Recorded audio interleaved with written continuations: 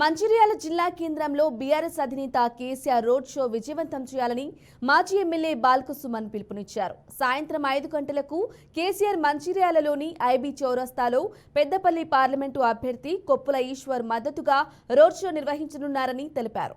ఈ కార్యక్రమానికి బీఆర్ఎస్ అభిమానులు భారీగా తరలివచ్చి సక్సెస్ చేయాలని విజ్ఞప్తి చేశారు. దేశంలో కాంగ్రెస్, బీజేపీ తప్ప వేరే పార్టీలు లేకుండా చేయాలని రెండు పార్టీలు కలిసి కుట్రలు చేస్తున్నాయని ఆయన ఆరోపించారు.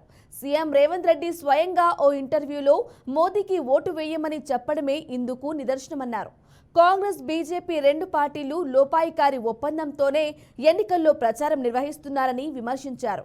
స్వయంగా రేవంత్ రెడ్డి నిస్సిగ్గుగా బహిరంగంగానే బీజేపీకి ఓటు వేయమని ప్రచారం చేస్తున్నారని, ఇందులో భాగంగానే తెలంగాణలో వచ్చే పార్లమెంటు ఎన్నికల్లో బీజేపీ అభ్యర్థులు గెలవాలని కాంగ్రెస్ తరపున బలహీనమైన అభ్యర్థులను బరిలోకి నిలిపారని అన్నారు.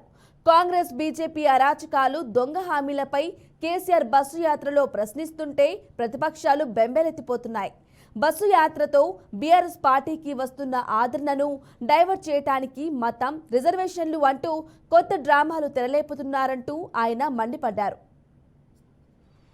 ప్రజల సమస్యలు, ప్రజలకు కాంగ్రెస్ పార్టీ ఇచ్చినటువంటి హామీలు, భారతీయ జనతా పార్టీ 10 సంవత్సరాలు కేంద్రంలో పరిపాలన చేసి అమలు చేయనటువంటి పలు అంశాలు, వాళ్ళు చెప్పినటువంటి అన్ని కూడా కేసీఆర్ గారు ఈ రెండు పార్టీలను